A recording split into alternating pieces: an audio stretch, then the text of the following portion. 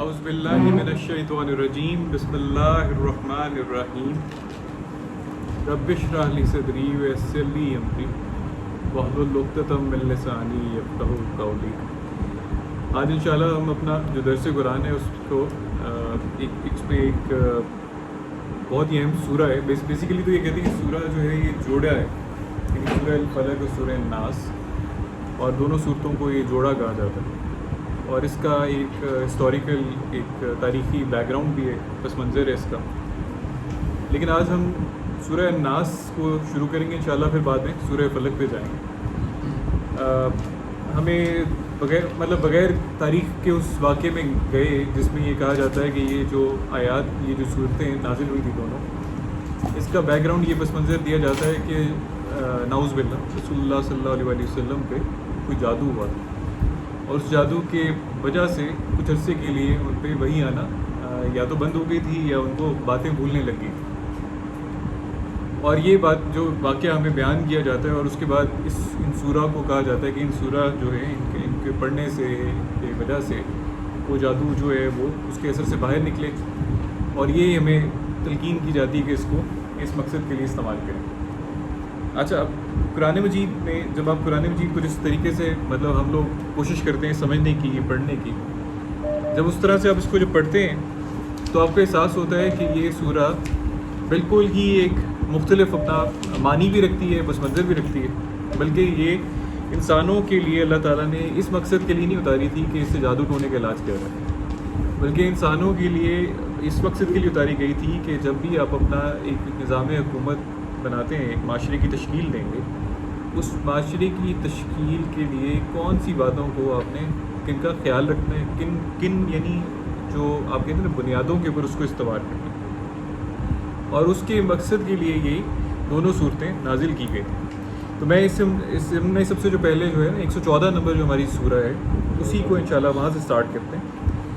اعوذ باللہ من الشیطان الرجیم بسم اللہ الرحمن الرحیم قل اعوذ برب الناس سے I seek refuge with the sustainer of men، یعنی آپ یہ کہیں رسول اللہ صلی اللہ علیہ وسلم سے کہا جا رہا ہے کہ میں پناہ مانگتا ہوں کس کی؟ رب الناس کی، یعنی الناس کے پروردگار کی، پالنہار کی، پرورش کرنے والے کی، جی میں اس کی پناہ میں آتا ہوں۔ مالک الناس، جو کیا ہے انسانوں کا مالک، الہ الناس، وہ جو کیا ہے گاڈ جسے کہا جاتا ہے، الہ گاڈ کے معنوں میں آتا ہے، یعنی الہ خدا کے معنوں میں لیا جاتا ہے، جو کون ہے؟ الناس کا الہ۔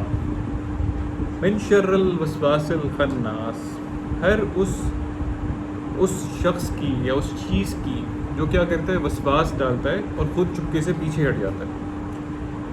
From the evil of the whispering elusive tempter الذی یوسوس فی صدور الناس، جو کیا کرتا ہے کہ انسانوں کے سینوں میں وسواس ڈالتا ہے۔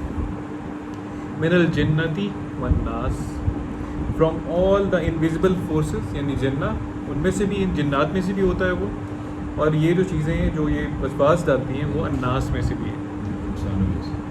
اچھا، اب ہم اس کو تھوڑا سا انپیک کرتے ہیں، اس کو آہستہ آہستہ کھولنے کی کوشش کرتے ہیں آیات، اور اس میں دیکھتے ہیں کہ ہمارے لیے کیا آگاہی ہے۔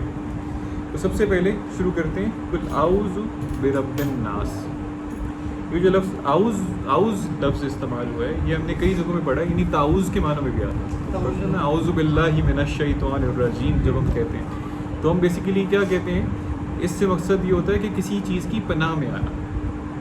تو اللہ کی پناہ میں آنا، ایک تو ہر چیز سے، ہر برے کام سے بچنے کے لیے کہ ہم سے کوئی برائی نہ سرزد ہو، اور دوسرا ان تمام چیزوں کی، اشیاء کی برائی سے یا برے نتیجوں سے جو لوگ صد بنتے ہیں، جو رکاوٹ بنتے ہیں اللہ کے کاموں میں اور آپ کے لیے مشکلیں کریٹ کرتے ہیں، ان سے بچنے کے لیے اللہ کی پناہ میں آنا بہت ضروری ہے۔ اور اس کے لیے میں آپ کو بڑی نمائندہ ایک آیت ہے 23 سورہ المومنون میں، اور 23 رجوع، بالکل تو 23 سورہ نکالیے گا اور 97 اور 98 نمبر آیات ہیں، ان کا مطالعہ کیجیے۔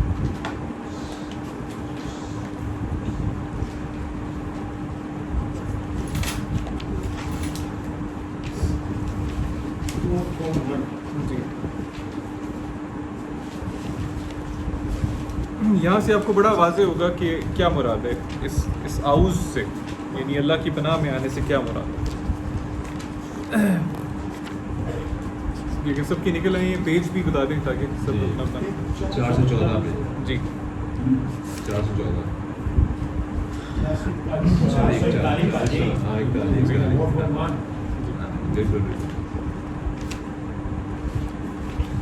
وَقُلْ رَبِّ أَعُوذُ بِكَ مِنْ ہَمَزَاتِ الشَّيَاطِينِ. یہ سورہ المومنون ہے، اس کی 97 نمبر 97 23 نمبر سورہ، اس کی 97 نمبر آیت ہے، 97 نمبر. وَقُلْ رَبِّ أَعُوذُ بِكَ مِنْ ہَمَزَاتِ الشَّيَاطِينِ. یہاں بھی کھل کہہ کے اللہ تعالیٰ بات شروع کروا رہے ہیں.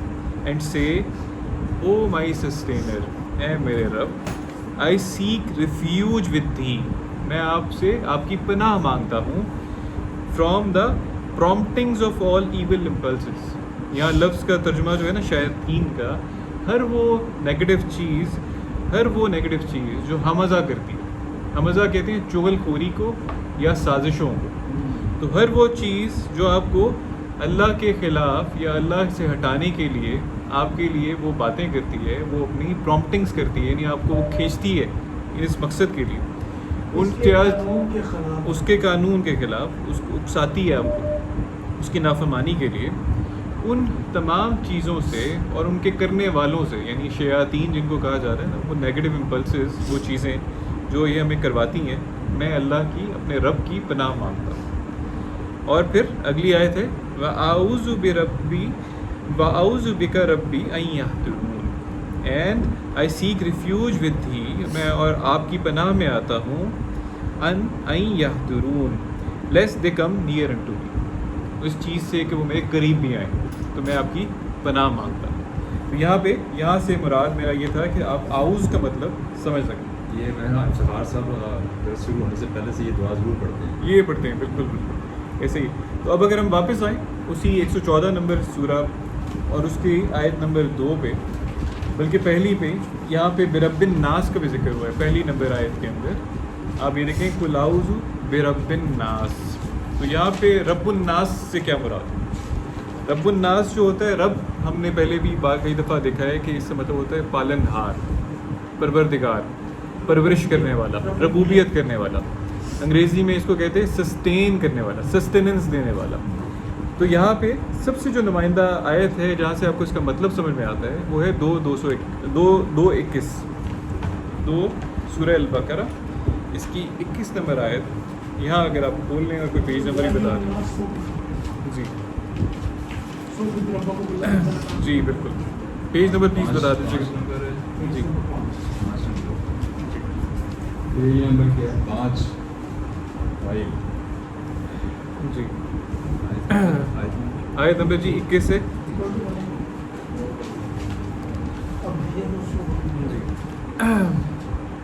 یا ایھا الناس، اعلان کیا جا رہا ہے، یہ میرا خیال ہے سب سے پہلا اعلان ہے الناس کو قرآن مجید میں.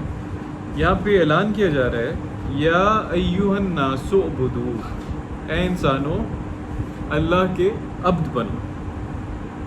کون ہے؟ کس کے عبد بنو؟ ربکم الذی، اپنے رب کے. یعنی ہمیں انسانوں کو خطاب کر کے کہا جا رہا ہے کہ کس کی عبدیت میں آؤ؟ اپنے رب کے. اور عبد، یہ ہم نے پہلی بات کی ہے، عبدو سے مراد یہ ہوتی ہے سرونٹ، غلامی میں آنا، کئی جگہوں پہ عبودیت اختیار کرنا، یعنی اس سے مراد عبدیت ہے. اس سے مراد یہ ہے کہ آپ دل سے یعنی اللہ سے محبت کریں. لیکن یہ جو محبت کا رشتہ ہے یہ عقلی ہونا چاہیے. کیوں عقلی ہونا چاہیے؟ اس کی وجہ اگلے اللہ تعالیٰ نے بتا دی ہے، ربکم الذی خلقکم والذین من قبلکم لعلکم تتقون. کیونکہ یہ جو رب ہے یہ آپ کو ایک تو تخلیق بھی کیا اس نے، آپ کو بھی اور آپ کے پہلوں کو بھی، اور پھر یہ آپ کا کیا کر رہے ہیں؟ ربوبیت بھی کر رہے ہیں. اسی لیے کیا کریں آپ؟ اس کا تقوی اختیار کریں، اس سے اس کا کوششنس اختیار کریں، اس کے کہے پہ عمل کریں، جس کہے سے روکا ہے اس سے رک جائیں. اور یہ کام آپ نے دل سے کریں. یہ جو ہم سے اللہ تعالیٰ تقاضا کر رہے ہیں نا عبودیت کا، اس کے غلامی میں آنے کا، یہ تقاضا جو ہے اللہ تعالیٰ اس بیس پہ کر رہے ہیں کہ آپ اپنے عقل اور شعور کی بنیاد پہ میری عبدیت میں آئیں. اور جب انسان اپنے عقل، اپنے دل، اپنے فہم کے تحت اپنے آپ کو اس چیز پہ مطلب لاتا ہے، راضی کرتا ہے اپنے دل کو کہ وہ اللہ جس نے میری تخلیق کی ہے، جس نے مجھے میری ربوبیت کا انتظام کیا ہے، اب میں دل و جان سے اس کے کہے پر چلوں گا، اس کے کہے پر عمل پیرا رہوں گا، تو ظاہر سی بات ہے اس سے انسان کا تعلق پیدا ہوتا ہے، اور ان سے انسان کو وہ تعلق اور وہ تقویٰ پیدا ہوتا ہے انسان کے دل میں جو اللہ ہم سے چاہتے ہیں. اور اسی لیے کہ آگے بھی اس سے اگلی آیت بھی دیکھ لیں، اللہ تعالیٰ نے ہمارے لیے کیا کیا نہیں کیا. الذی جعل لکم الارض فراشا، اس نے کیا کیا، ہمارے لیے ٹھہرایا ہے ارض کو فراش، وسیع بچھونا، والسماء بناء، اور آسمان کو اس کی چھت بنائے، وانزل من السماء ماء، اور پھر وہ ہمارے لیے کیا انتظام کیا، آسمان سے پانی کا انتظام کیا.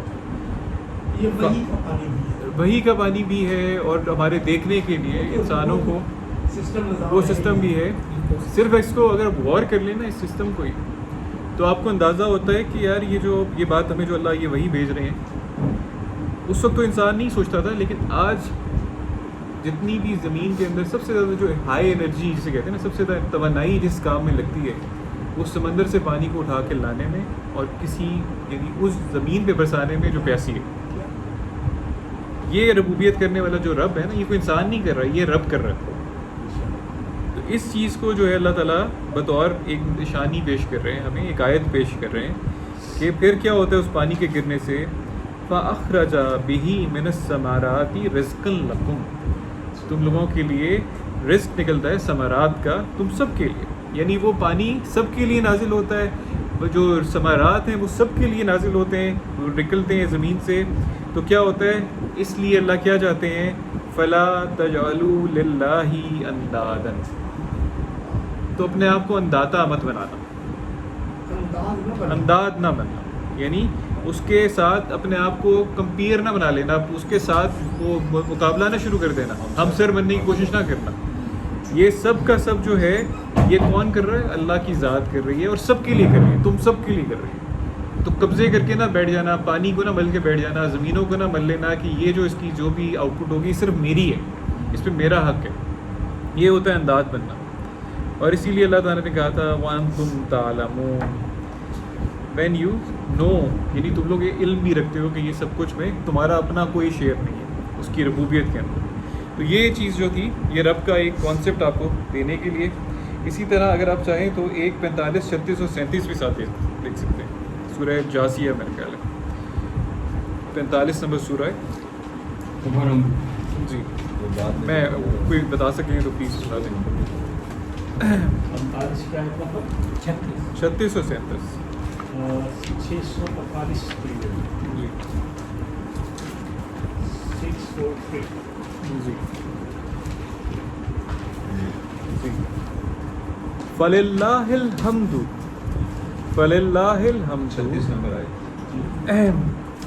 اینڈ دس یعنی فَلِلَّهِ الْحَمْدُ، ہر طرح کی جو حمد و ستائش ہے، تعریف ہے، پریز ہے، وہ کس کے لیے ہے، رب السماواتی، اس رب کے لیے جو کیا کر رہا ہے، آسمانوں کی ربوبیت کر رہا ہے، آسمانوں کی سسٹیننس کر رہا ہے، وَرَبِّ الْأَرْضِ، اور وہ اس رب کی جو کیا کر رہا ہے، زمین کے اندر بسنے والے ہر چیز کی، چاہے وہ پہاڑوں پہ رہ رہی ہے، ریگستانوں میں رہ رہی ہے، صحراؤں میں رہ رہی ہے، پانی کے نیچے رہ رہی ہے، پانی کے اندر جو برف ہوتی ہے گلیشیئرز اس کے نیچے رہ رہی ہے، وہ جہاں بھی رہ رہی ہے اس کی ربوبیت کر رہا ہے رب العالمین. اور یہاں پہ مراد عالم سے مراد ایک تو عالم یعنی دنیائیں یا پھر اقوام بھی ہوتا ہے. تو وہ ہر چیز کی جتنی بھی وہ ورلڈز ہیں یا وہ قومیں ہیں سب کی وہ ربوبیت کرنے والا ہے، اس کی حمد کر. وَلَهُ الْكِبْرِيَاءُ فِي السَّمَاوَاتِ وَالْأَرْضِ and his alone is all majesty. یعنی آپ دیکھیں کہ کبریا جو ہے نا، یعنی جو بڑائی ہے ہر طرح کی، آسمانوں میں، زمین میں، وہ سجتی اس کو. وہ تکبر کوئی کرنے کا کوئی دعوے دار بن ہی نہیں سکتا، پہلے وہ اللہ جیسی کوئی چیز تو پیدا کر کے دکھائے. وَهُوَ الْعَزِيزُ الْحَكِيمُ and he alone is almighty, truly wise. یہاں سے ہم واپس چلتے ہیں اور اگلی آیت پہ چلتے ہیں 114 کی، جو ہے مالک الناس۔ مالک جو ہے اگین اس کا مطلب ہوتا ہے کہ وہ حکم دینے والا، جس کے زیر تصرف لوگ اس کے حکم پہ چلیں۔ ہمیں زمین کے اندر بھی ملک کے معنوں میں، بادشاہ کے معنوں میں چیز آتی ہے، یعنی وہ جو منتظم ہوتا ہے انسانوں کا شخص، لیکن جو مالک الناس ہے یہ اس کی بات کرتے ہیں کہ وہ منتظم اعلیٰ جس کے زیر تصرف میں سب کے سب چیزیں آتی ہیں، انسان بھی آتی ہیں، اشیاء بھی آتی ہیں۔ جو انسان ہوتا ہے، انسانوں کا مالک ہوتا ہے، وہ تو انسانوں کی حد تک حکم چلا سکتا ہے نا، جی بالکل وہ، لیکن جو ہے وہ مالک و کلو شے جو ہے وہ ایک ہی ہے، اس سے اوپر کوئی نہیں ہے۔ مطلب انسان کبھی بھی یہ دعویٰ نہیں کر سکتا کہ وہ مالک و کلو شے، یہ جو دعویٰ ہے یہ صرف اللہ کے لیے۔ اس کے لیے میں آپ کو چاہوں گا آپ چلیں تو 10:31 پہ پلیز، سورہ یونس 31 نمبر، تاکہ ہم ذرا دیکھیں کہ اللہ تعالیٰ کے حوالے سے مالک و کل شے۔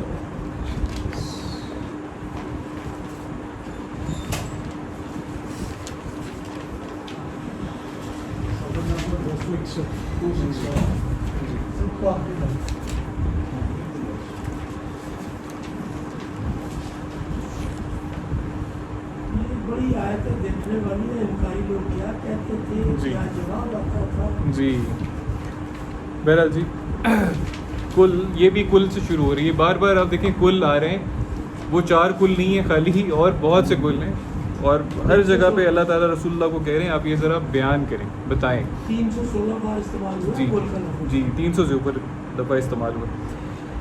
قل من یرزقکم من السماء والارض امن یملک السمع والابصار ومن یخرج الحی من المیت ویخرج المیت من الحی ومن یدبر الامر فسیقولون اللہ فقل افلا تتقون۔ Say, who is it that provides you with sustenance out of heaven and earth؟ کہیں کون ہے جو آسمانوں اور زمین میں سے ہمیں رزق دیتا ہے، اور who is it that has full power over you؟ ہر طرح کی ملکیت ہمارے اوپر رکھتا ہے، وہ کون یہ دعوے دار ہے اس چیز کا، اور وہ کون ہے، اس کی پاور جو ہے کس پہ بھی ہے، ہماری سماعت اور بصارت۔ اس پہ بڑی غور کیجیے گا کہ وہ انسان دعوے دار بنتا ہے کہ ہم اپنی جو جسم ہے ہم اس کے مالک ہیں، اس کو اپنی مرضی سے استعمال کرتے ہیں، لیکن ہماری جو سماعت اور ہماری جو ہیئرنگ ہے اور ہماری سائٹ ہے، ہماری بصیرت، اس کا مالک کون ہے؟ اللہ کی ذات۔ اس مالک کے حکم کے تابع ان کو استعمال کرنا چاہیے، جیسا ہم نے پچھلے بھی اس میں بات کی تھی کہ یہ ہماری فیکلٹیز آف لرننگ میں چیزیں آتی ہیں، علم کے ذرائع میں آتی ہیں، ان کا استعمال اسی طرح ہونا چاہیے جس طرح مالک چاہتا ہے، یہ ہماری ملکیت نہیں ہے چیز۔ And who is it that brings forth the living out of what of that which is dead. یعنی آپ اس پہ غور کیجیے گا کہ مردہ میں سے زندہ کون نکالتا ہے، گٹھلی کو پھاڑ کے آپ کو کون نکال کے دیتا ہے پھل؟ ہر وہ چیز جو ہے، ہمیں ہمارا اپنا اوریجن جو ہے انسان کے بارے میں جو اب سائنسدان کہتے ہیں، وہ ایک مٹی سے ہے، بے جان چیز سے لیونگ آرگنزمس بنے، وہ کس نے کیا ہے؟ اللہ نے۔ And brings forth the dead out of that which is alive. اسی طرح ہم لوگ یا ہر چیز جو لیونگ ہے اس کا ایک وقت مقرر ہے، اجل مقرر ہے، اس کے بعد وہ مردہ ہو جاتی ہے۔ And who is it that گورنز all that exist, اور کون ہے جو کیا کرتا ہے؟ امر کرتا ہے، یدبر الامر کرتا ہے ہر چیز کا۔ فَسَيَقُولُونَ اللَّهُ، یہ آپ سب کہہ اٹھیں گے کہ اللہ کے علاوہ کوئی اور نہیں کرتا۔ And then will you not then become conscious of ہم، تو تم لوگ اس کا تقویٰ کیوں نہیں اختیار کرتے؟ یہاں سے پھر ہم آگے چلتے ہیں اور آگے اگلی آیت کو دیکھتے ہیں۔ ایک چیز میں چاہوں گا 3:26 بھی ذرا سا اگر آپ ساتھ دیکھ لیں۔ 3:26 اس لیے دیکھنا ضروری ہے کہ دنیا کی جو ملکیت ہے وہ کون دیتا ہے؟ یہ دبر الامر سے مراد ہے کہ وہی ہے جو نشاندہی کرتا ہے ہر ڈپارٹمنٹ کے اندر، جی بالکل، ہر معاملات کے اندر۔ بالکل جی۔ یہ آیت دیکھنا بہت ضروری ہے کہ کئی دفعہ جو جو دنیاوی ملک ہوتے ہیں یا ملک ہوتے ہیں جنہیں کہتے ہیں بادشاہ، وہ اپنے آپ کو یہ سمجھنے لگ جاتے ہیں کہ ہم اب ہر چیز کے مالک بن گئے، جبکہ اللہ انہیں کہہ رہے ہیں قُلِ اللَّهُمَّ مَالِكَ الْمُلْكِ تُؤْتِي الْمُلْكَ مَن تَشَاءُ وَتَنزِعُ الْمُلْكَ مِمَّن تَشَاءُ وَتُعِزُّ مَن تَشَاءُ وَتُذِلُّ مَن تَشَاءُ بِيَدِكَ الْخَيْرُ إِنَّكَ عَلَىٰ كُلِّ شَيْءٍ قَدِيرٌ۔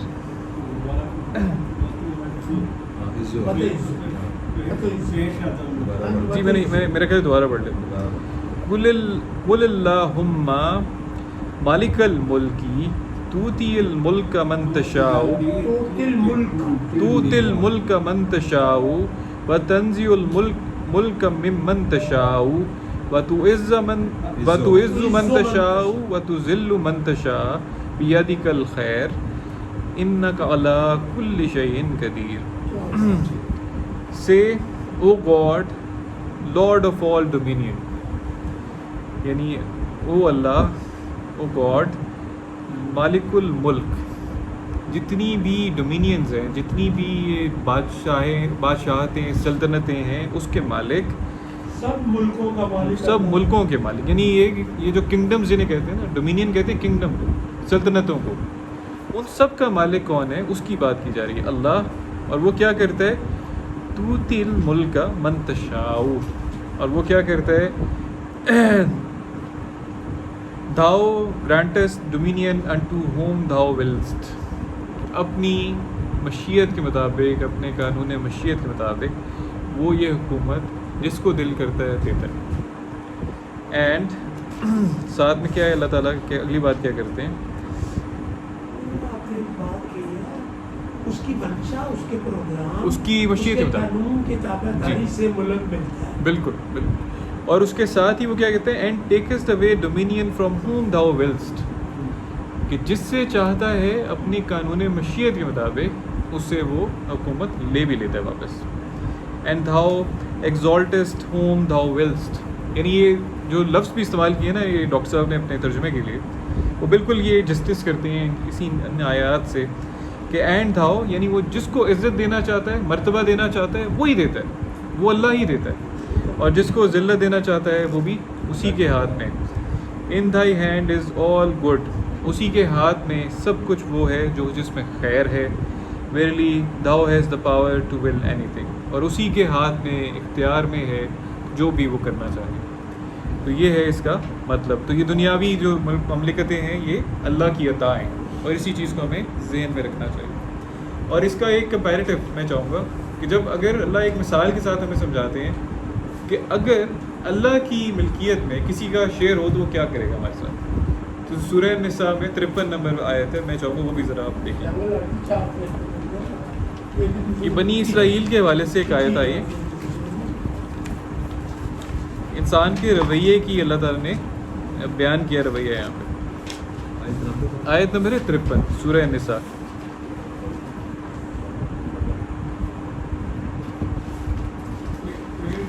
ایک سو پانچ نمبر پیج، 106 آگے یار 53 106 نمبر پیج، جی اور 4 نمبر سورہ 53 نمبر آئے، پیج نمبر مجھے بتا دیں، میں بتا 106 نمبر 106 نمبر پیج ہے سورہ النساء، اس کی 53 نمبر آیت ہے۔ ام لہم نصیب من الملک فاذا لا یؤتون الناس نکیرا، یہ یہود، قوم یہود یا بنی اسرائیل کو کہا جا رہا ہے، have they per chance a share in gods dominion, اگر ان کا اختیار ہوتا نا اللہ کی ملکیت میں، کیونکہ وہ کہتے تھے ہم لوگ جو ہے اللہ کے سب سے پسندیدہ قوم ہے، ان کا یہ تھا ایک ان کا کلیم تھا دعویٰ تھا، but lo they would not give to other people as much as the groove of a dead stone, یعنی وہ جو کھجور کی گٹھلی کے برابر بھی اپنا اگر ان کو ہوتا ہے نا، ان کے پاس ایک کوئی اختیار ارادہ اپنے پاس، ان کے کوئی ملکیت اپنے پاس ہوتی، تو انہوں نے کیا کرنا تھا، وہ اتنا بھی ان کا دل نہیں ہونا تھا کہ کسی کو ایک گٹھلی کے برابر کوئی چیز دے سکتے۔ یہ انسان کا رویہ ہے، یہ اللہ کا دل ہے کہ وہ ہم سب کو ہمارے اعمال کے باوجود پینے کو بھی دے رہا ہے اور کھانے کو بھی دے رہا ہے. بدعمالی کے باوجود. جی ہماری بدعمالیوں کے باوجود. چلیں واپس ذرا اسی سورہ الناس میں چلتے ہیں 114 میں. جی یہاں پہ ہم دیکھتے ہیں الہ الناس کی بات ہو رہی.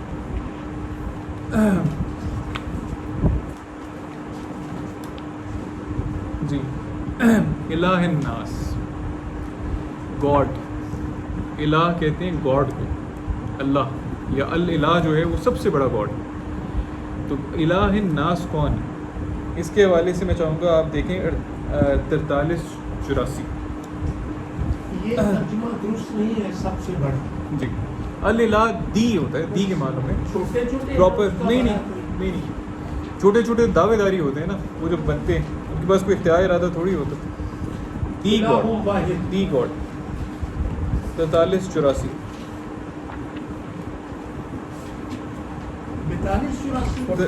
43 سے الزخرف ہے 84 نمبر آئے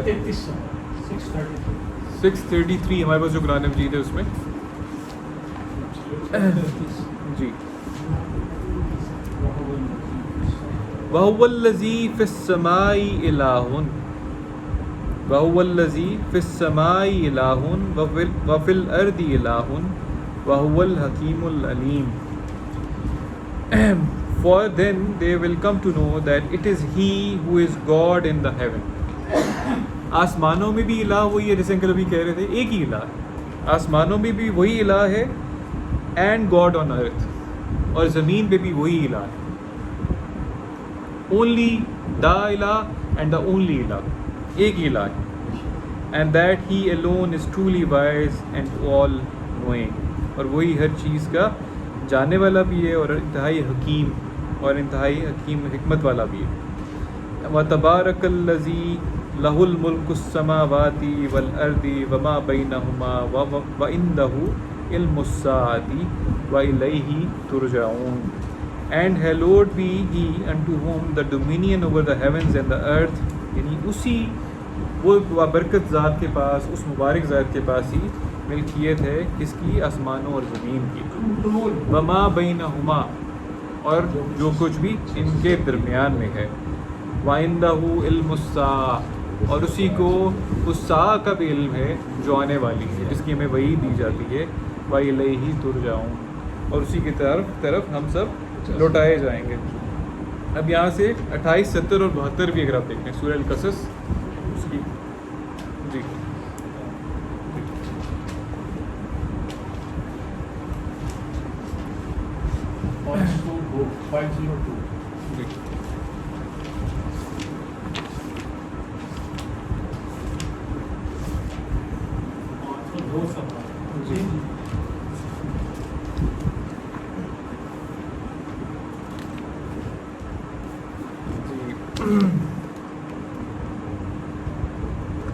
وَهُوَ اللَّهُ لَا إِلَٰهَ إِلَّا هُوَ لَهُ الْحَمْدُ فِي الْأُولَىٰ وَالْآخِرَةِ وَلَهُ الْحُكْمُ وَإِلَيْهِ تُرْجَعُونَ. For He is God, وہی الہ ہے, save whom there is no deity, اس کے سوا کوئی اور الہ نہیں ہے. Unto Him all praise is due, ہر طرح کی تعریف صرف اسی کے لیے ہے. ایٹ دا بگننگ, ابتدا میں بھی, اینڈ ایٹ دا اینڈ, یعنی ہماری ابتدا میں بھی اور ہمارے اینڈ میں بھی. And with him rest all judgement, ہر طرح کی جو ججمنٹ ہے, جو جسے کہتے ہیں نا, جو فیصلہ سازی ہے, وہ اسی کے پاس ہے. And unto him shall you all be brought back, اور اسی کی طرف ہمیں لوٹ کر جانا ہے. قل ارائیتم ان جعل اللہ علیکم اللیل سرمدا الی یوم القیامۃ من الہ غیر اللہ یاتیکم بدیاء افلا تسمعون. یعنی اللہ تعالیٰ ہمیں ایک چیز بتا رہے ہیں اگلی آیت میں سے, ہیو یو ایور کنسیڈرڈ, ذرا سوچیں ذرا ایک بات سوچنے کے لیے. اگر اللہ چاہتا کہ ہمارے اوپر کیا ہو, ہمیشہ رات طاری رہے, تو کوئی ایسا تھا یا کوئی ایسا خدا ہے جو تم لوگوں کے لیے دن نکال لائے؟ Is there any deity other than God that could bring you light. Will you not then listen to the truth? یعنی حقیقت کو کیوں نہیں تم لوگ مانتے, سنتے کیوں نہیں؟ قل ارأیتم ان جعل اللہ علیکم النہار سرمدا الی یوم القیامۃ من الہ غیر اللہ یأتیکم بلیل تسکنون فیہ افلا تبصرون. وہاں پہ سماعت کی گئی ہے لفظ آ رہا ہے, اور یہاں پہ اللہ تعالیٰ ہمیں وہی بات مثال دے کے کہہ رہے ہیں اگر رات ہی طاری ہو جائے تو کون ہے جو دن ہی اگر طاری ہو جائے تو کون ہمارے سکون کے لیے رات لا سکتا ہے؟ کیا کوئی اللہ کے علاوہ کوئی اور الہ ہو سکتا ہے اس مقصد کے لیے؟ تو تم لوگ سوچتے کیوں, دیکھتے کیوں نہیں, بصیرت کیوں نہیں حاصل کرتے؟ اس کو دیکھو تو صحیح اس بات کو. تو یہ ہمارے لیے ایک مثال دی جا رہی ہے. اب آگے میرا خیال ہے چلتے ہیں تاکہ اس کو ہم سورہ کو وائنڈ اپ کر لیں, اور میں چل رہا ہوں بس 5 منٹ میں چلا. 114 نمبر یہ ہے سورہ, اس پہ ہم واپس آتے ہیں.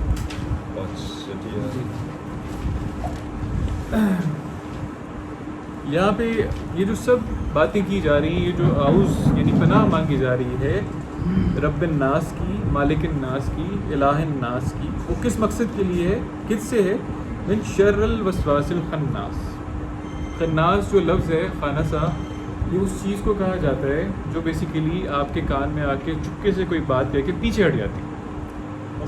جیسے اللہ تعالیٰ اس کومٹ کی مثال بھی اللہ تعالیٰ نے ایک جگہ دی ہے جو خاموشی سے آتے ہیں اور چکر لگا کے سورج کے گرد واپس چلے جاتے ہیں, چھپ جاتے ہیں. اسی معنوں میں یہاں بھی اس شیطان کی یا اس شیطان کی طرح کی امپلسز کی دی جا رہی ہے جو ٹیمپٹ کرتی ہے انسان کو, اس کے دل میں ایک وسوسہ ڈالتی ہے. کس کے خلاف, کس کے اگینسٹ؟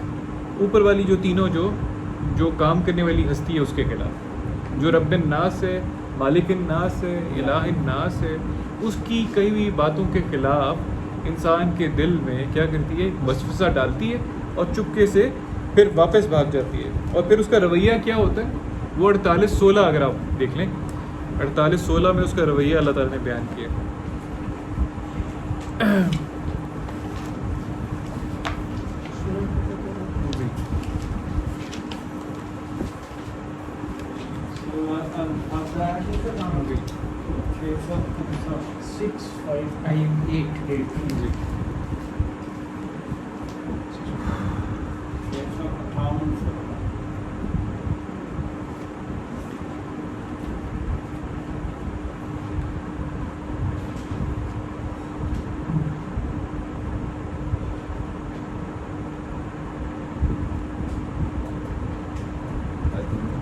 یہ میرا خیال ہے نا ریفرنس تھوڑا سا غلط ہو گیا. بہرحال وہاں پہ مثال دی جا رہی تھی اس شیطان کی جو انسان کو بھڑکا کے کیا کرتا ہے, خود پیچھے ہٹ جاتا ہے, کہتے ہیں میں نے تو آپ سے جھوٹ بولا تھا. میرے ریفرنس میرے ذہن سے نا یہ شاید لکھنے میں غلطی ہوگی. جی. بہرحال یہاں سے آگے چلتے ہیں اور آگے چلتے ہیں, اس میں دیکھتے ہیں کس سے, اس شیطان سے پناہ مانگی جا رہی ہے جو انسان کے سینوں میں وسواس ڈال کے خود پیچھے ہٹ جاتا ہے. یعنی انسان کو جو بیان کیا گیا ہے پیچھے آیت میں اس کا ریفرنس میں پھر نیچے لکھ دوں گا, اس میں ویڈیو میں ڈال دوں گا, کہ وہاں پہ کیا کرتا ہے, وہ انسان کو کہتا ہے کفر پہ آمادہ کرتا ہے. انسان کو وہ بات جو اللہ کی کہی ہوئی بات کے خلاف بات ہوتی ہے اس کو بہتر کر کے, عمدہ کر کے دکھاتا ہے, اور جب انسان اس کے پیچھے چل پڑتا ہے تو وہ اپنے آپ کو کہتا ہے جی میں تو اس چیز سے بری ہوں, اور خود غائب ہو جاتا ہے. تو انسانوں کی مثال جو انسان یہ کام کر رہے ہوتے ہیں, شیطان کہہ کے اللہ تعالیٰ دے رہے ہیں کہ تم لوگ شیطانیت کا کام کرتے ہو جو یہ کام انسانوں کے لیے کرتا ہے.